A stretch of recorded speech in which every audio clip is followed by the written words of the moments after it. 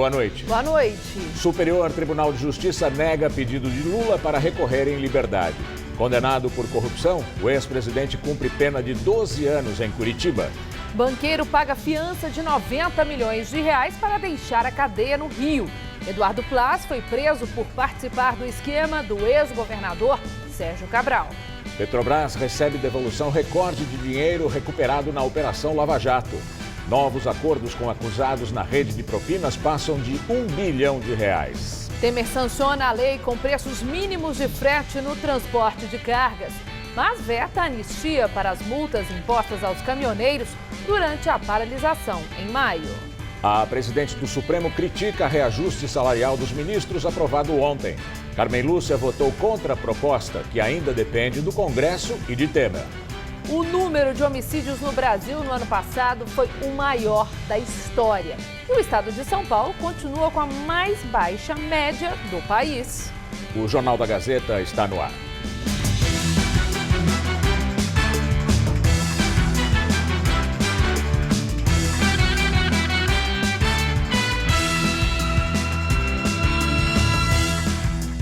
Todos os dias aqui no Brasil, 175 pessoas são assassinadas. O estado de São Paulo tem a menor taxa de mortes violentas do país.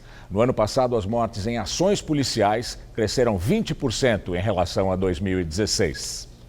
Rossana não entende, diz que não houve motivo nem explicação. Simplesmente parou a viatura, o policial saiu, apontou a arma para o peito do meu filho e matou na distância de 1 metro. Um menino que estudava, trabalhava, não tinha problema com a justiça. Douglas tinha 17 anos. Tinha ido procurar um chaveiro perto de casa, na zona norte de São Paulo. Estava na calçada com o irmão e um amigo quando foi abordado. O policial que disparou, embora tenha sido exonerado da corporação, foi absolvido por falta de provas.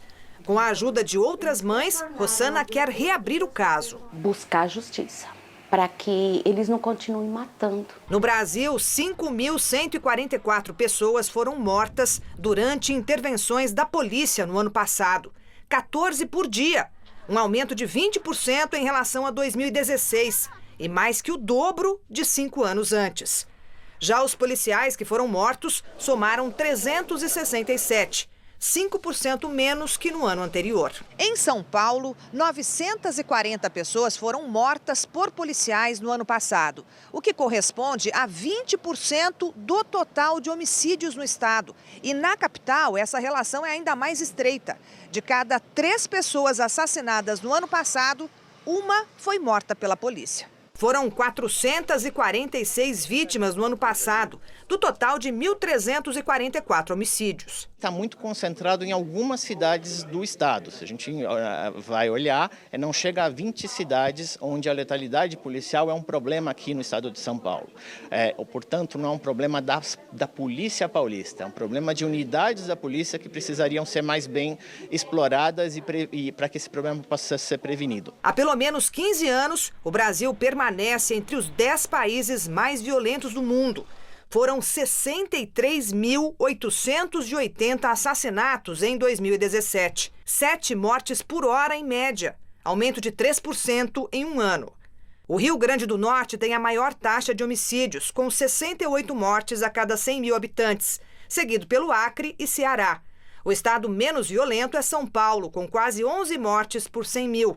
Depois vem Santa Catarina e Distrito Federal. Pela primeira vez, o anuário contabilizou dados de violência doméstica. Mais de 220 mil casos em um ano, 600 por dia em média. Mais 2 casos de violência contra a mulher aconteceram entre ontem e hoje aqui em São Paulo e chamaram a atenção pela brutalidade. Na Zona Leste, uma mulher se jogou de um carro em movimento para fugir do estuprador. A repórter Fernanda Azevedo tem mais informações ao vivo. Boa noite, Fernanda. Olá, boa noite, Estela, boa noite a todos. Esse caso aconteceu na região da Penha, na zona leste de São Paulo. Uma mulher foi abordada quando estacionava o carro por um homem que assumiu o volante. Ele a levou para uma região mais deserta e a estuprou. Na sequência, disse para a vítima que iria com ela para sacar dinheiro. Imagens de câmeras de segurança de um condomínio mostraram o momento em que a vítima se jogou do banco traseiro do carro e caiu no meio da rua. Um outro carro que passava pelo local parou para socorrê-la. A vítima foi atendida em um hospital da Zona Leste com ferimentos pelo corpo. Ela contou para a polícia que decidiu pular do carro porque o criminoso disse que iria matá-la. De janeiro a junho deste ano, foram registrados aqui em São Paulo 438 casos de estupro, 22 casos a mais que no mesmo período do ano passado. Um outro caso aconteceu ontem. O corpo da estudante de jornalismo, Albane Barbosa Nunes de Jesus, de 22 anos, foi encontrado pela polícia na casa em que ela morava com o namorado. O corpo tinha marcas de tesouradas. Uma tesoura foi apreendida. O namorado é o suspeito e, se isso se confirmar, ele será acusado de feminicídio, ou seja, um homicídio agravado pelo fato de ter sido cometido contra a mulher pelo fato da vítima ser uma mulher. O feminicídio aumenta a pena do assassinato e torna o homicídio um crime hediondo. Outros exemplos de crime hediondo são o latrocínio, o roubo seguido de morte e o estupro. Voltamos ao estúdio. Pelo menos 6 pessoas ainda são mantidas reféns no Centro de Detenção Provisória de Taubaté, no interior de São Paulo. 4 religiosos e 2 agentes penitenciários. A rebelião começou ontem à tarde. Os presos colocaram fogo em colchões e destruíram as grades das celas. Eles também abriram buracos nos muros que dividem as alas. Ao todo, 13 pessoas foram feitas reféns, 2 agentes penitenciários e 11 religiosos evangélicos que começaram a ser libertados ontem à noite. O Grupo de Intervenção Rápida, Força Especializada em Conflitos da Secretaria da Administração Penitenciária, está no presídio e tem o apoio da tropa de choque da Polícia Militar. O Ministério Público e uma juíza tentam negociar com os detentos. A unidade tem capacidade para 844 presos, mas 1.521 internos dividem as celas atualmente. Segundo a Secretaria de Administração Penitenciária, os detentos ainda não deixaram as reivindicações claras. A presidente do Supremo Tribunal Federal, ministra Carmen Lúcia, criticou o reajuste proposto para a Corte para o ano que vem. Por 7-4, os ministros do STF aprovaram a proposta de reajuste de 16,38%. Atualmente, o salário deles é de R$ 33.700. A partir do ano que vem, este valor pode ultrapassar R$ 39 mil. Hoje, a ministra Carmen Lúcia se mostrou descontente com a decisão. Eu não queria estar do lado dos vencedores. O que venceram e como venceram não era o que eu queria mesmo e continuo não convencida de que era o melhor para o Brasil. Além dela, os ministros Edson Fachin, Rosa Weber e Celso de Mello votaram contra a proposta. O aumento, no entanto, ainda precisa da aprovação do Congresso e do presidente Michel Temer.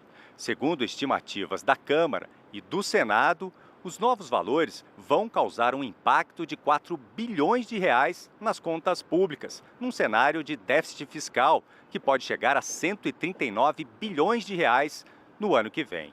Pela Constituição, o rendimento dos ministros do STF é o teto máximo que pode ser recebido por um servidor público e é referência para os demais cargos. A medida, que beneficiará ainda juízes, procuradores e promotores, pode causar um efeito cascata e incentivar outras categorias a cobrar aumento do governo federal.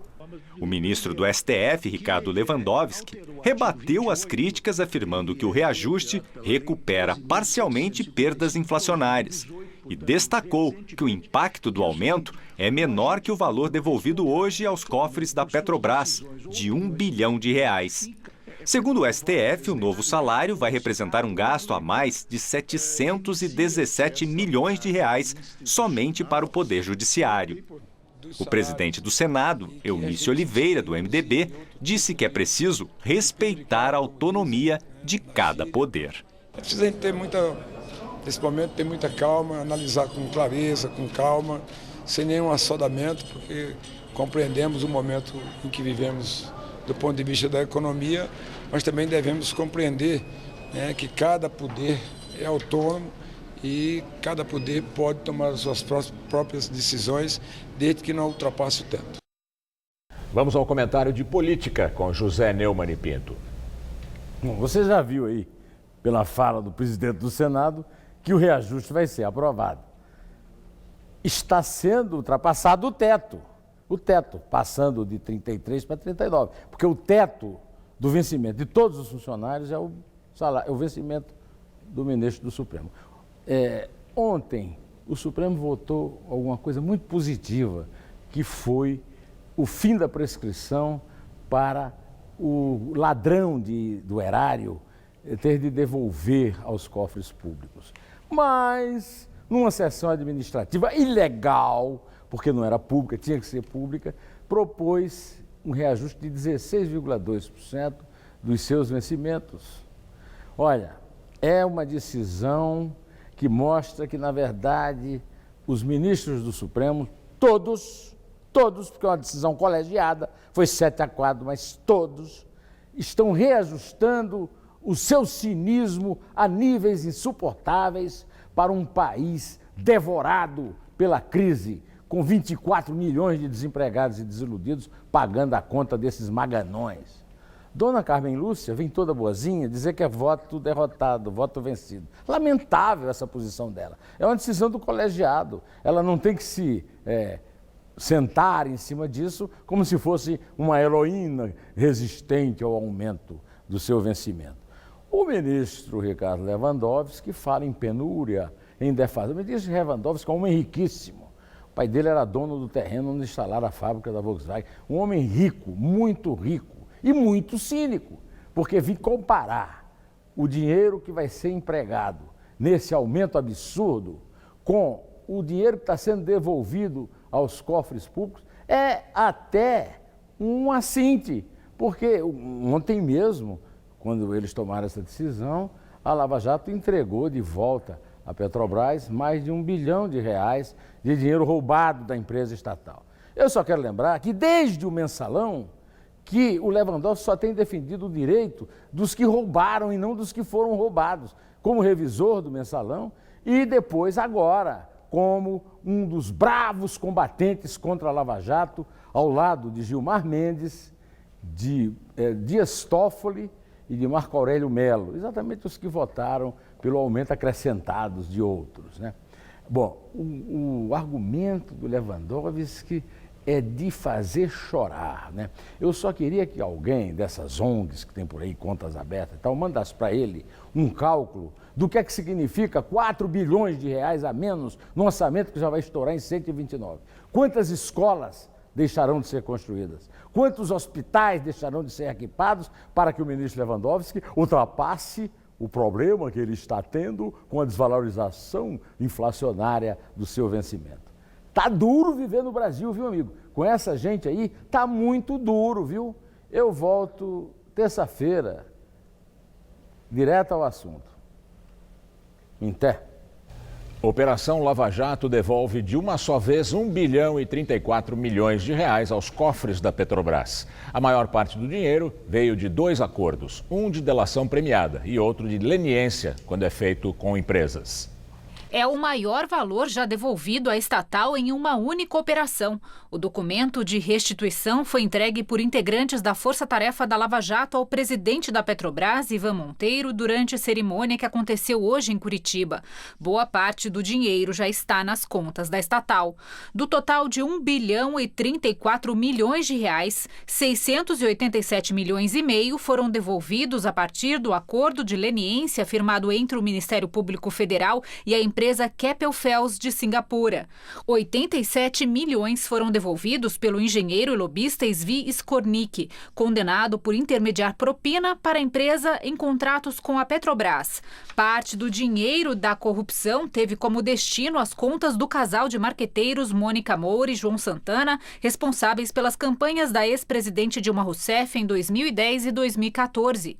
259 milhões e 800 mil reais recebidos pela Petrobras hoje vieram de outros 16 acordos de delação premiada com pessoas físicas, 3 de leniência com pessoas jurídicas e uma devolução espontânea de recursos feita por um dos réus da operação.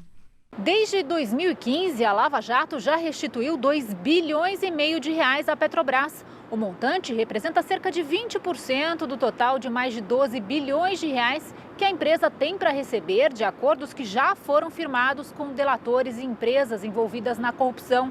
Estima-se que o roubo na estatal tenha causado um prejuízo de 20 bilhões de reais. Se no país da impunidade, em que a regra é não se recuperar nenhum centavo para os cofres públicos, é possível fazer uma cerimônia de devolução de mais de 1 bilhão de reais para a vítima, não me digam que os brasileiros não podem vencer a corrupção. A quinta turma do Superior Tribunal de Justiça negou mais um recurso da defesa do ex-presidente Lula, do PT, para suspender os efeitos da condenação no caso do Triplex em Guarujá e tirá-lo da prisão. Ficou mantida a decisão de junho do ministro relator Félix Fischer. Lula está preso desde abril em Curitiba, depois de ter sido condenado pelo Tribunal Regional Federal da 4ª Região a 12 anos e 1 mês de prisão por corrupção passiva e lavagem de dinheiro. E hoje o TRF4 negou o pedido do Partido dos Trabalhadores para que Lula participasse do debate da TV Bandeirantes nesta noite. Advogados do PT entraram com mandado de segurança após o pedido anterior não ter sido analisado.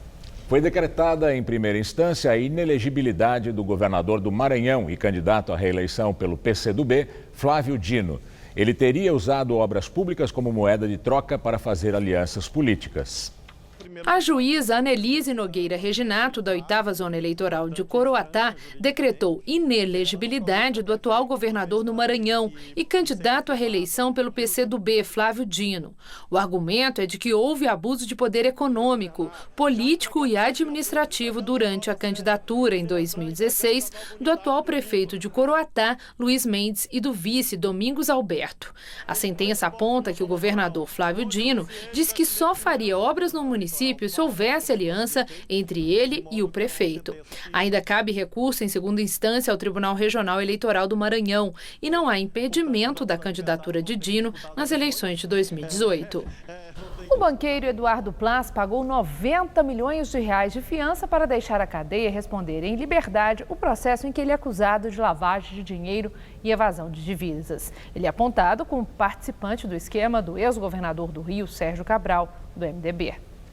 Eduardo Plas é dono do Tag Bank, sediado no Panamá, país conhecido como paraíso fiscal de diversas empresas. Ele também é sócio da corretora Opus Investimentos, fundada em 2004 no Brasil. O banqueiro foi preso no dia 3 de agosto pela Operação Hashtag da Polícia Federal. Ele é acusado pelo Ministério Público Federal de ajudar na lavagem de dinheiro para a quadrilha do ex-governador Sérgio Cabral, do MDB. A fiança de 90 milhões de reais foi estabelecida pelo juiz Marcelo Bretas, da 7ª Vara Federal Criminal do Rio de Janeiro. Foi depositada ontem numa conta judicial pelos advogados do banqueiro. Segundo as investigações, Eduardo Plas transferia o dinheiro recebido pela joalheria H. Stern para empresas de fachada no exterior e depois repassava os valores para as contas da própria joalheria, fora do Brasil. Para justificar as movimentações ilegais, ele assinava falsos contratos de empréstimos em nome da empresa, que teriam chegado a 25 milhões de dólares, cerca de 90 milhões de reais. O mesmo esquema, segundo o Ministério Público, foi utilizado para lavar dinheiro da quadrilha comandada por Sérgio Cabral. Plas e 2 sócias dele são acusados pelos crimes de lavagem de dinheiro e evasão de divisas. Depois de habeas corpus concedido pelo ministro do Supremo Tribunal Federal Gilmar Mendes, Dáureo Speranzini Júnior, executivo da GE e ex-executivo da Philips, deixou hoje o Centro de Detenção Provisória de Pinheiros. A decisão de Gilmar Mendes também beneficiou Miguel Isquim, da Oscar Isquim, e Gustavo Estelita, sócio da Isquim, em outras empresas. As prisões foram em julho. Os três constam de uma lista de 23 pessoas denunciadas pelo Ministério Público Federal por causa de um suposto esquema de corrupção envolvendo as empresas, a Secretaria de Saúde e o Instituto de Traumatologia e Ortopedia do Rio. O ex-governador Sérgio Cabral e o então secretário de Saúde, Sérgio Cortes, comandavam um esquema que desviou, segundo as investigações, mais de 600 milhões de reais. Agora o comentário de Josias de Souza, direto de Brasília. Ele fala do pedido de reajuste salarial dos ministros do Supremo. A Lava Jato modificou o padrão estético do Congresso. Uma paisagem que era apenas constrangedora tornou-se patética. Hoje basta que um parlamentar permaneça de cócoras para ser considerado um homem público de enorme altivez.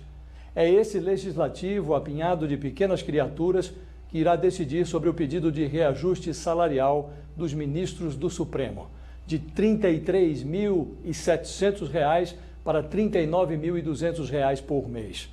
O aumento dos contra-cheques do Supremo descerá pelo organograma como uma cascata, semeando reajustes no topo das folhas salariais da União e dos estados. Numa conta otimista, o custo será de 4 bilhões. Numa projeção pessimista, não sairá por menos de 5 bilhões. Como verba pública não é dinheiro grátis, alguém pagará. O preço mais alto tende a recair sobre a clientela pobre do Estado, pois não haverá saída se não cortar despesas com a manutenção de serviços públicos. Na Câmara, 2 em cada 10 deputados estão pendurados em processos que aguardam julgamento no Supremo ou em instâncias inferiores do Judiciário. No Senado, 4 em cada 10 senadores estão na mesma situação. Num ambiente tão enlameado, o pedido de aumento do Judiciário soa como ordem. Já passou pela Câmara em 2016, falta o Senado. O presidente poderia vetar, mas há no freezer do Supremo 2 denúncias criminais contra Michel Temer, que também responde a mais 2 inquéritos. Ou seja, o bolso do contribuinte nunca esteve tão indefeso. Boa noite. Daqui a pouco, Maria Lídia entrevista José Aníbal, ex-senador pelo PSDB de São Paulo, sobre as eleições. Bairros da Zona Oeste de São Paulo acabam de ganhar quase 200 casinhas de passarinho. O responsável pela intervenção urbana pretende trazer o canto dos pássaros de volta à região e melhorar, assim, a qualidade de vida dos moradores. Em mais de 450 anos de ocupação, o que um dia foi uma densa Mata Atlântica, habitat de centenas de espécies animais, deu lugar ao asfalto e ao concreto da maior metrópole do hemisfério sul do planeta. Na capital paulista só restam 17% da mata original. Menos árvores significam também menos refúgios para os bichos, principalmente os pássaros. Pensando em amenizar de alguma forma esse déficit habitacional das aves, um coletivo de artistas criou o projeto João de Barro. A ideia é construir casas para que os passarinhos tenham mais opções de lugares, como aqueles ali atrás, para descansar, se proteger da chuva e até fazer ninhos. Já são quase 200 casinhas, a maioria colocada em árvores de bairros da zona oeste da capital, como estas na Vila Ipojuca. Quem passa sempre dá uma olhadinha. E a maioria gosta da ideia. É interessante, né? Os passarinhozinhos, o bichinho, né? Bonitinho eles aí, de vez em quando eu vejo eles entrando aí. O arquiteto dos pássaros é o artista plástico Rodrigo Machado. Ele juntou a vontade de ajudar a melhorar o visual urbano e a necessidade de aproveitar sobras de materiais de marcenaria. Rodrigo monta as casinhas na oficina e as coloca em árvores. Observando esse refúgio, como que eu posso reutilizar isso para fazer uma cidade diferente, fazer as pessoas se relacionarem com a cidade diferente e, claro, consequentemente, dando abrigo para os passarinhos que são os moradores que ainda conseguem viver com a gente na cidade, né? A ideia chamou a atenção de uma incorporadora imobiliária que, além de apartamentos para humanos, financiou a construção e instalação de 50 casinhas para os passarinhos. Elas ficam numa rotatória nos galhos de uma árvore artificial de 4 metros de altura, feita com sobras de madeira. Às vezes você fala, eu coloquei a casinha naquela árvore. Fala, nossa, mas tem uma árvore ali? Tem uma árvore ali, né? E tem muitas árvores. Falta, mas tem. Então acho que é mais instigar esse olhar mas de observação e de se relacionar diferente com a cidade onde a gente mora. Mas e os passarinhos? Onde estão? Durante o dia, horário em que nós fizemos esta reportagem, eles nem aparecem nas casinhas, mas sabem que ao cair da noite, tem onde se proteger. Os passarinhos agradecem, né? No frio que tá. Uma casa para se proteger, né? Então, proteger da chuva, tá chovendo bastante esses dias. Em árvores naturais ou artificiais, as casinhas são um presente para os pássaros, para a cidade e para nós que vivemos aqui. E o bairro precisa, as pessoas precisam, né, de alegria, de canto, de bicho, de tudo que vem na natureza.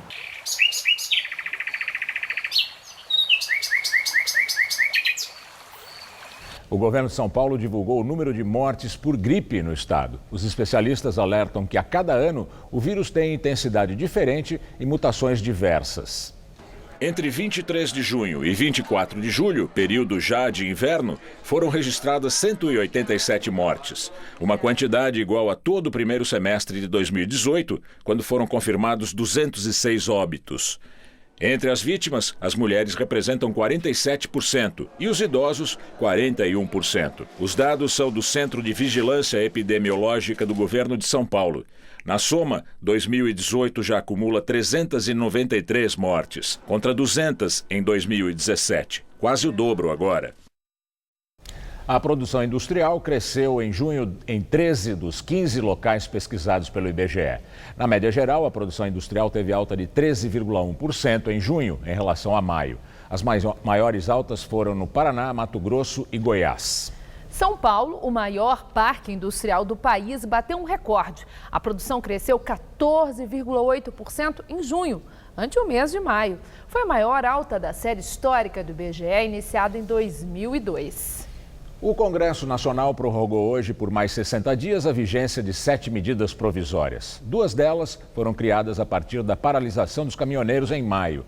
A do subsídio do óleo diesel para que o litro do combustível fique 46 centavos mais barato. E a prorrogação para adesão ao refis do FUNRURAL, que liberou os estoques de milho da Companhia Nacional de Abastecimento aos criadores de aves e suínos e às indústrias de ração animal de todo o país. Durante a paralisação dos caminhoneiros, muitos animais morreram por falta de alimento.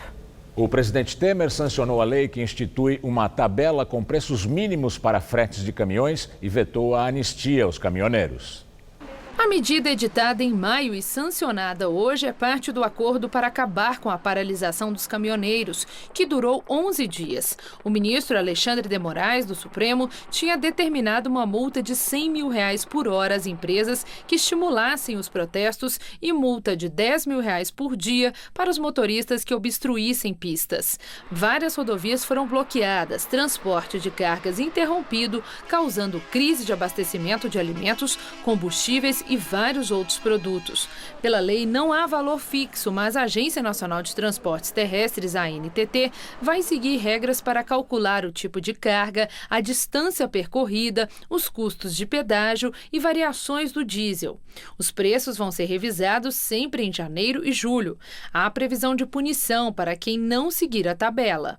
O infrator terá que indenizar o transportador com um valor equivalente a 2 vezes a diferença entre o valor pago e o que seria devido.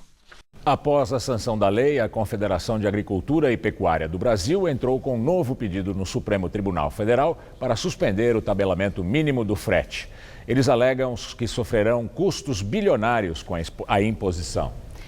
E agora vamos ao comentário de economia com Denise Campos de Toledo. Ela fala sobre o pedido de reajuste salarial dos ministros do STF e os reflexos na economia.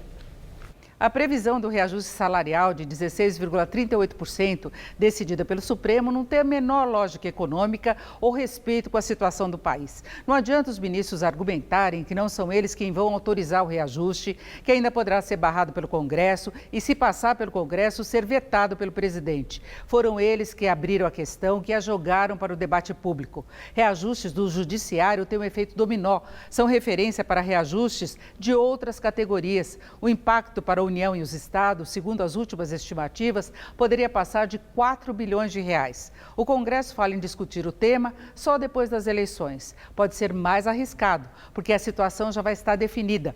Não vão ter de dar satisfação à opinião pública. Quem for eleito já vai estar garantido. Quem não for, vai estar de saída. E não se espera uma renovação que possa fazer muita diferença em termos de posicionamento do Legislativo. O que vimos recentemente foi a aprovação ou encaminhamento de várias medidas, chamadas de pautas-bomba, por irem na contramão do ajuste que se espera e terá de ser feito nas finanças públicas. Isso se pensarmos em uma retomada sustentável do crescimento econômico.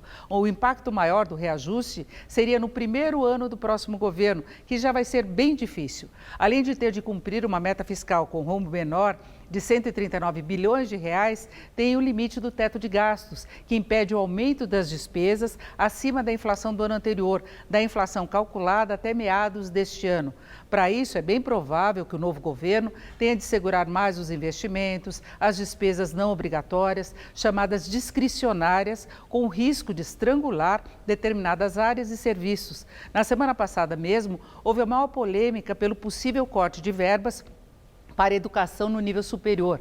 Para entregar uma situação menos difícil, a atual equipe econômica está defendendo até o adiamento do reajuste do funcionalismo, que ainda aparece na lei orçamentária do próximo ano. Lei cada vez mais parecida com uma obra de ficção. Aí vem agora o Supremo e joga mais lenha na fogueira. O mais provável é que o governo, este ou o próximo, vete mesmo o reajuste se ele passar pelo Congresso. Mas é uma proposta sem a menor lógica mesmo ou sensibilidade diante das condições do país, com milhões de desempregados e salário mínimo de R$ 954. Boa noite.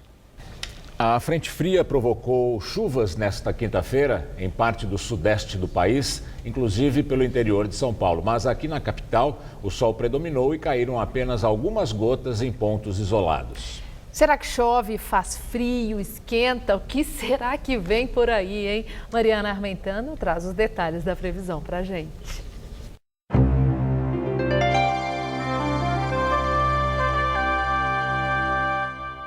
Vem frio por aí e a meteorologia prevê até neve no sul do Brasil.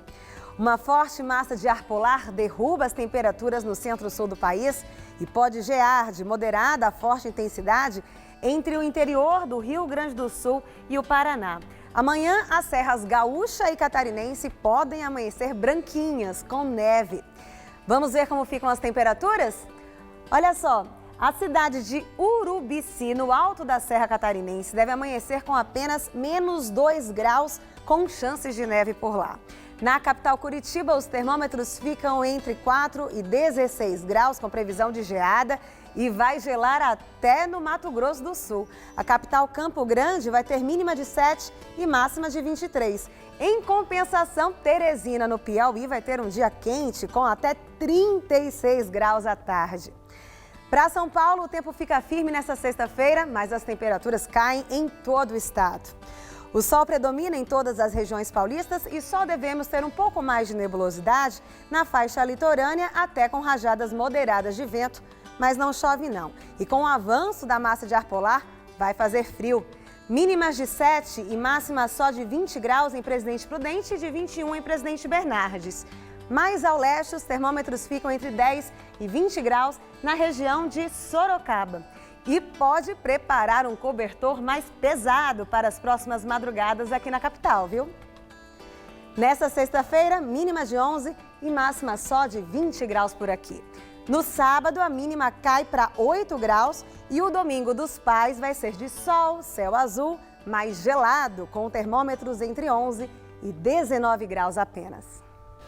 Apesar de estarmos no inverno, os dias têm alternado entre quentes e frios. Mas basta os termômetros caírem um pouquinho para que os restaurantes tradicionais de lamen fiquem lotados.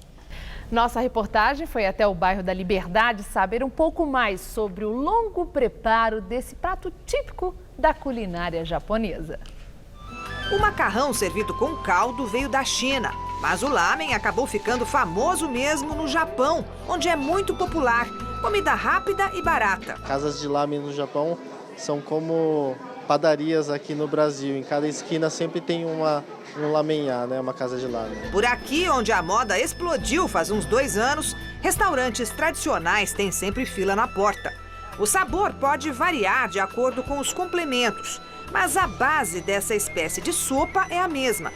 Um caldo feito com vegetais e ossos de porco e frango, que tem de cozinhar lentamente durante 6 horas, pelo menos, para ganhar sabor. Na montagem, o prato é incrementado com carnes, folha de alga, broto de bambu, legumes e verduras. A diferença entre os sabores, os vários ingredientes formam uma mistura muito agradável. Eu acho que é isso que mais me atrai, além de ser muito diferente de qualquer coisa que a gente tem no Brasil também. É a primeira vez que estou comendo esse prato e eu achei uma delícia, é um sabor diferente, agrada assim no paladar. E quando o tempo esfria, o lamen acaba tomando o espaço do sushi que reina na culinária oriental. É o que acontece neste outro restaurante no Itaim durante o inverno. 40% a venda tanto no almoço como no jantar. De toda a venda, de todo o cardápio? Dos nossos pratos quentes. A casa desenvolveu uma versão gourmet da sopa popular japonesa. Mistura no mesmo caldo base frutos do mar. Camarão, lula e vieira puxados na manteiga com molho de pimenta. A gente procura usar uns ingredientes também mais sofisticados, que estão mais na moda, a vieira, que sai bastante. Na hora de comer, não dá para ficar batendo papo, porque senão o macarrão perde a consistência, porque ele vai absorvendo o caldo. Outro detalhe muito importante, na cultura oriental é de bom tom você comer esse prato sorvendo o macarrão e o caldo. Esse barulho é importante para a gente demonstrar que está apreciando o prato. No Japão, por exemplo, se você vai na casa de alguém e não faz esse barulho, a pessoa pode até se ofender achando que você não gostou da comida. Enquanto no Brasil, realmente, o fato de você estar sugando, fazendo barulho, seria uma falta de educação, no Japão seria ao contrário. Lá você demonstra que o prato está delicioso.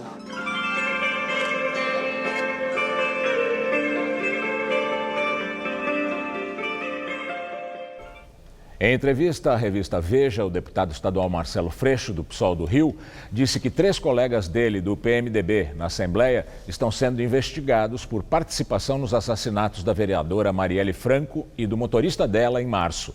Os deputados estaduais citados por Freixo são Edson Albertassi, Jorge Picciani e Paulo Melo.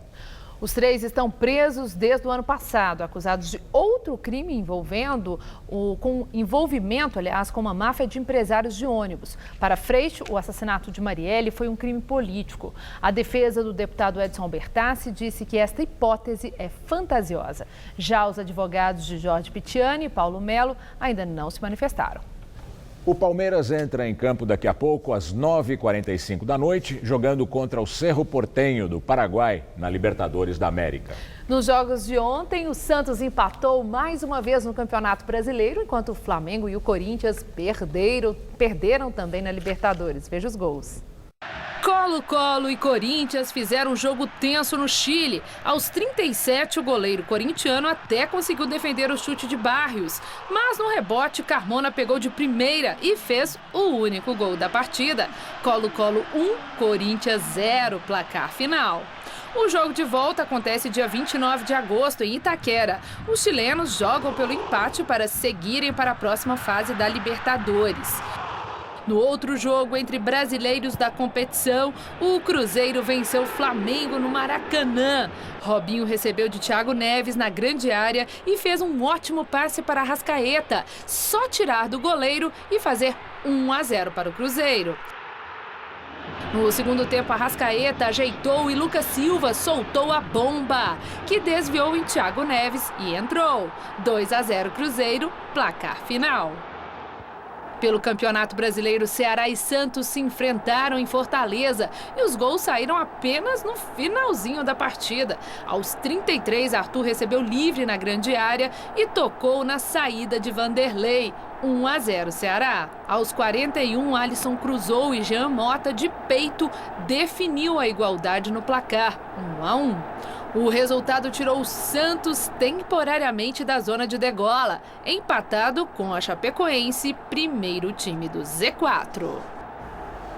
O Equador decretou estado de emergência em 3 províncias fronteiriças com a Venezuela e depois que mais de 12 mil imigrantes venezuelanos chegaram ao país nos últimos dias. Segundo o Ministério das Relações Exteriores, o objetivo é planejar a mobilização de médicos, assistentes sociais e policiais para ajudar os imigrantes. Um boato sobre o fechamento da fronteira venezuelana com a Colômbia aumentou o deslocamento para o Equador. Na Argentina, o aborto não foi legalizado. O Senado, por uma diferença muito pequena, rejeitou o projeto que tinha sido aprovado pelos deputados. Por 38 votos a favor e 31 contra, os senadores argentinos rejeitaram a proposta de legalizar o aborto. A votação só começou na madrugada, depois de um longo debate que começou de manhã e foi até a madrugada. A proposta legalizaria o aborto até o começo do 4º mês de gestação e previa que o procedimento fosse feito em qualquer hospital ou clínica sem pagamento. Enquanto os parlamentares discutiam a medida, grupos contra e a favor protestaram nas ruas de Buenos Aires. Depois do resultado, houve confronto com a polícia. 7 pessoas foram detidas. O projeto tinha sido aprovado pela Câmara dos Deputados no dia 14 de junho, também com uma diferença pequena de votos.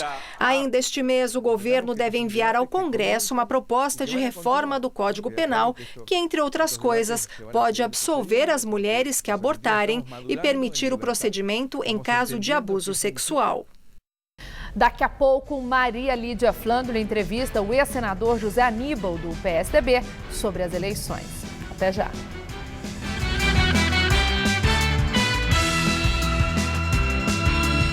Figo 2, com rodas e liga leve, sensor e câmera de ré, volante multifuncional, central multimídia, teto solar elétrico, freios a disco nas 4 rodas, assistente de subida, controle de tração e estabilidade, câmbio automático de última geração. Faça um test drive e entenda por que a Caoa Chery é a marca que mais cresce no Brasil.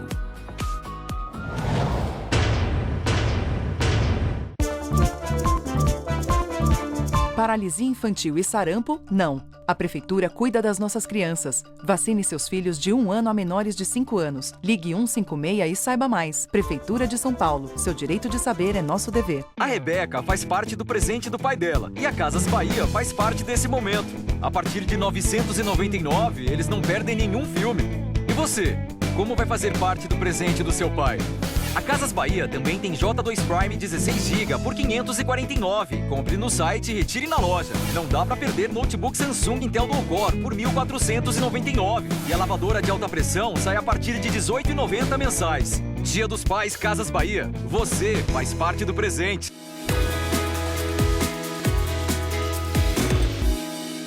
Sexo é vida. Quase 50% dos homens têm disfunção erétil e 1 a cada 3 sofre de ejaculação precoce. Não deixe que essas disfunções virem um problema. Os médicos do Boston Medical Group podem lhe ajudar, com tratamentos específicos e total confidencialidade. São mais de 20 anos de experiência internacional cuidando da saúde sexual masculina. Melhore a sua saúde sexual e o seu relacionamento. Beije mais, ame mais, viva mais. Não espere mais. Ligue e agende a sua consulta. Mãe, você tá tomando Calcitrem DK? Há muito tempo. Cálcio, vitamina D, K e magnésio. E você precisa dessas coisas? Claro que sim. Na minha idade, eu preciso garantir que o cálcio esteja sendo bem absorvido. Inclusive, você já pode começar a tomar Calcitran D3 para manter seus ossos saudáveis. Ai, mãe, que papo de velho. Ai. Papo de velho. Tchau, filha. Calcitran. Nesse cálcio, eu confio. Tá a fim de escrever a sua própria história? Que tal dirigir a sua própria vida? Então corre pra cá, que a sua hora chegou. Bem-vindo ao Universo Casper, um lugar certo para você pensar, criar e questionar. Na Casper, razão e emoção se unem para fazer diferente, fazer melhor. E você, aceita o desafio? Tem muita coisa nova te esperando por aqui. Faculdade Casper Líbero, Vestibular 2019. Paixão por comunicação. Neste domingo, o entrevistado do Hora do Voto é o candidato ao governo de São Paulo pelo MDB, Paulo Scaff. Hora do Voto, neste domingo, 11 da noite.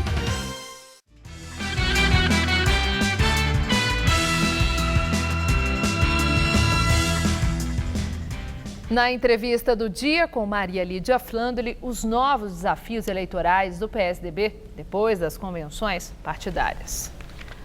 Nosso entrevistado é José Aníbal, tucano histórico de extensa atuação na vida política como vereador em São Paulo, deputado federal por 5 legislaturas, primeiro suplente do senador José Serra e secretário de Estado em 2 pastas no governo Geraldo Alckmin. José Aníbal foi presidente nacional do PSDB e também presidente do Instituto Teotônio Vilela. Obrigada, Zé Aníbal, por estar conosco. Bom, eu vi na sua página no Facebook uma afirmação que a sociedade não se sente mais representada por políticos e pelos partidos. Bom, agora essa é uma afirmação que atinge a todos aqueles políticos, principalmente os que são candidatos, né? E atinge exatamente quem tem lastro, quem tem história política. E aí eu quero saber, uma afirmação como essa atinge em cheio Geraldo Alckmin também, que é o seu candidato. E aí, qual é a saída para os candidatos, Geraldo Alckmin em especial, para convencer o eleitor que, eu não sou daqueles? Boa noite, muito obrigado pelo convite. Maria Lídia, eu acho que aí a gente tem que levar em conta, e isso é muito importante, 84% dos brasileiros acreditam na mudança pelo voto. Embora todos, ou a grande maioria, esteja enfadada, esteja muito desconfiada dos políticos, dos partidos e da política. Mas confia em que o voto pode fazer a mudança. E agora é o momento de mostrar as diferenças. Nem todos são farinhas do mesmo saco, ao contrário. Às vezes, há um certo cansaço, há uma certa, já vi isso antes, já vi aquilo, é o mesmo. Mas escuta, nós vivemos numa democracia, ninguém exerce mandato no Brasil hoje, e faz já mais de 20 anos, se não for conquistado nas urnas. O Geraldo Alckmin conquistou 3 mandatos de governador de São Paulo nas urnas, democraticamente. O último, com 57% dos votos, ele ganhou no primeiro turno. E a realidade vai mostrando que, passado o momento inicial, onde esse enfado com a política foi muito acentuado, agora as coisas começam a decantar. O Geraldo conseguiu agregar muitas forças políticas no apoio a ele, conseguiu indicar uma vice, a Ana Amélia, que é uma pessoa muito qualificada, respeitada, uma profissional jornalista como você, que se tornou senadora e é uma senadora de muito boa qualidade, de muita presença. Okay, agora e de outro lado, 2 dos adversários dele, tanto o Bolsonaro quanto o Ciro, a semana passada tiveram uma semana ruim. O Ciro não conseguiu agregar praticamente nada na sua candidatura, o Bolsonaro nada, e isso é um sinal, não é de vitalidade deles, é um sinal de que eles não conseguem agregar com esse discurso que tem. Bom, aí agora eu ia falar da Ana Amélia, mas já que você falou em agregar, vamos na esteira, né? Aí do seu pensamento. Geraldo Alckmin, de fato, conseguiu aquilo que era um objeto de desejo do Ciro, do Bolsonaro, inclusive do PT, que é um entendimento para ganhar tempo na TV. E fechou essa aliança com os chamados Centrão. E que são partidos que têm lideranças, muitas delas, em praticamente todos eles, às voltas com a justiça por denúncias gravíssimas de corrupção. Então, esse tipo de aliança é uma carga pesada para Geraldo Alckmin, muito mais do que algo para somar, porque oferece munição para os adversários. Olha, os adversários todos buscaram essas alianças e não conseguiram. É muito provável que vão usar na campanha, vão criticar, vão questionar, mas a realidade está aí. Eles vieram e o Geraldo Alckmin fez uma concessão sobre o programa dele. Nem a Ana Amélia? Nem a Ana Amélia. Que é do PP, que é um partido dessa aliança? Bom, mas a Ana Amélia é uma pessoa de vida pública transparente, uma pessoa de posições firmes no parlamento. Ela sempre agiu com muita independência nesse sentido. E ela tem essa filiação ao PP. No Rio Grande do Sul, o PP é um partido forte há muito tempo. Mas agora, com relação aos demais, Está ficando cada dia mais claro que o Geraldo vai fazer um programa que enfrenta o maior desafio que nós temos, Maria Lídia. Quem está nos vendo agora, nos ouvindo, muitos estão empregados, alguns são aposentados, outros estão ameaçados, com receio de perder o emprego, desempregados, vivendo de bicos. O maior desafio do Brasil é um entendimento, a partir dessa eleição, para que nós possamos fazer o país voltar a crescer já a partir de maio do ano que vem. Esse é o maior anseio dos brasileiros. Eu vejo, o Supremo Tribunal se atribuiu um aumento de 16%. Não devia. O Supremo Tribunal tem que interpretar as leis do país e ter uma visão do momento que o país vive. Por que um aumento para quem já ganha R$33 mil por mês? E se Alckmin for eleito, ele vai estimular a bancada dele, essa que o apoia, a não aprovar esse aumento? Não, ele não vai estimular, ele sabe disso. O judiciário se... Maria Lídia, eu vi uma manifestação deles dizendo que se não aprovar o aumento agora, só depois de 2021. Sim. Não é que o Geraldo vai perseguir quem quer que seja, é que o Brasil está praticamente quebrado. E tem 20 milhões de pessoas desempregadas. Bom, isso quer dizer o quê? Ele vai estimular a bancada a se contrapor e a não aprovar esse aumento? Não vai nem estimular. Eu acho que as bancadas, os parlamentares, são eleitos pelo povo brasileiro, representam o povo, não as corporações, aquelas que são, sobretudo, muito poderosas. E tem que representar uma população que está abatida e está desejosa de emprego, está acreditando nas eleições. Se nós decepcionarmos os brasileiros agora, eu não sei o que vai acontecer o ano que vem. Bom, agora a questão da vice de Alckmin, a vice dos sonhos, como ele mesmo se referiu, a senadora Ana Amélia. Ela é do Rio Grande do Sul, ela não tem exatamente uma imagem nacional. E aí, qual foi o critério que norteou Geraldo Alckmin para essa escolha? Uma senadora de um partido que existe aí toda uma polêmica em relação ao PP, pelas razões que já falamos, e muito conservadora e também ligada às questões do desenvolvimento do agronegócio. Quais foram os critérios de Alckmin para essa escolha? Primeiro, vamos dizer, o agronegócio é importantíssimo no Brasil. O agronegócio, em grande medida, ajudou o Brasil a atravessar esses últimos anos de forte crise. Em segundo lugar, a Ana Amélia tem algumas posições conservadoras, mas a Ana Amélia não é racionária, não é uma pessoa atrasada. Ela enxerga o Brasil na sua totalidade. Já disseram até que ela é fascista. Não, isso é um absurdo. Mas você já ouviu isso? Eu conheço a Mariana, convivi. Eu fiquei um ano no Senado de 2016, 2017, quando o Serra foi ministro. Convivi com ela cotidianamente. É uma pessoa do diálogo, da conversa, vai para a tribuna dialogar, debater. Não é uma pessoa radicalizada, raivosa. Ao contrário, foi uma grande profissional de imprensa e por isso foi eleita pelo povo do Rio Grande senadora. Ela foi escolhida para esvaziar a candidatura de Bolsonaro no Rio Grande do Sul? Não imagino. Falam que ela é a Bolsonaro de saias. Não. Isso é a oposição e, sobretudo, os adversários que queriam essas alianças e não conseguiram viabilizá-las. Ela é uma candidata que vai ajudar, até pelo fato de ser mulher.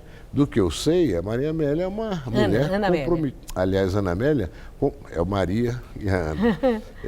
Comprometida com essas questões relativas à mulher, que eu acho que houve um avanço importante, mas tendo uma vice-presidente, certamente ajuda a própria presença dela a que as coisas nesse caminho avancem mais. Eu estava lendo agora no carro, 600 e tantas violências domésticas no Brasil por dia e 160 estupros. Isso não pode continuar, isso é uma barbárie, é uma prova de atraso. Nós temos que superar isso, a Ana Amélia vai ajudar. Agora, Zé Aníbal, hoje começa assim, hoje vai ser dada a largada para a temporada de debates. E nós sabemos o quanto os debates são importantes para o discernimento, na decisão do voto. A TV Gazeta vai fazer também o debate, nós estamos agendados no debate para os candidatos à presidência no dia 9 de setembro, a partir das 18 horas. É um domingo, é um horário ótimo, bem popular, não é tarde da noite que o trabalhador não consegue assistir porque levanta cedo. Então, nesse sentido, nós estamos aqui muito animados com os debates. Eu quero ouvir de você, né, que significado tem o debate para essa decisão do voto? Ajuda ou pode ser aí um fator de risco para os candidatos? Fator de risco para quem não está preparado, para quem não está pensando no Brasil cotidianamente há muito tempo e procurando entender quais são os desafios que devem ser enfrentados primeiro. O primeiro deles é voltar a crescer e gerar emprego. O Geraldo tem isso muito claro. E tudo mais que é necessário para chegarmos a isso. O Geraldo não terá nenhum problema em passar a sua mensagem, responder às questões que foram colocadas. E acho ótimo a Gazeta fazer um debate no dia 9 de setembro. O Geraldo sempre cita, acho que é o Tancredo que dizia, a eleição começa depois da parada. A parada é o 7 de setembro. Vocês vão fazer 2 dias depois, quem sabe vai ser o grande sinal de início da eleição. É interessante essa lembrança. Boa lembrança. Muito obrigada, viu, Zé Aníbal? Muito obrigado, agradeço muito sua presença. Muito obrigado. Aqui. Uma boa noite. Gamberini. Exército israelense bombardeia a faixa de Gaza em resposta ao Hamas. Uma mulher grávida morreu. Em Gaza, 3 palestinos morreram, incluindo a mulher e seu bebê. Outras 12 pessoas ficaram feridas. O bombardeio aéreo respondeu a uma ofensiva com cerca de 180 foguetes disparados pelo Hamas contra o território israelense. Antes de ontem, 2 integrantes do grupo foram mortos. Após a represália, o Hamas e outros grupos armados aliados anunciaram o cessar-fogo contra Israel. Mais de 20 pessoas também ficaram feridas depois do disparo de mísseis.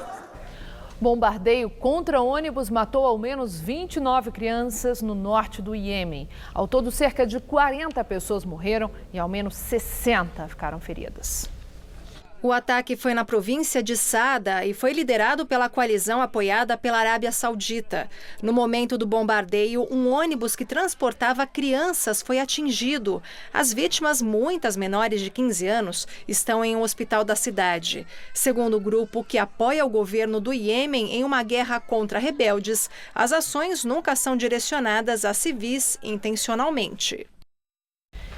E uma última notícia, a Secretaria da Administração Penitenciária informou agora há pouco que os últimos 6 reféns, 2 agentes de segurança penitenciária e 4 religiosos acabam de ser liberados no Centro de Detenção Provisória de Taubaté.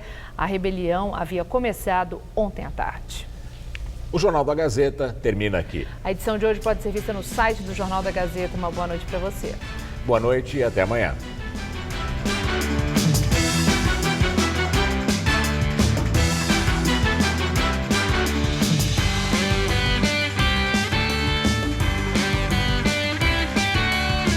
Próximo domingo, 11 da noite, em Hora do Voto, acompanhe uma entrevista com Paulo Scaff, candidato ao governo de São Paulo pelo MDB.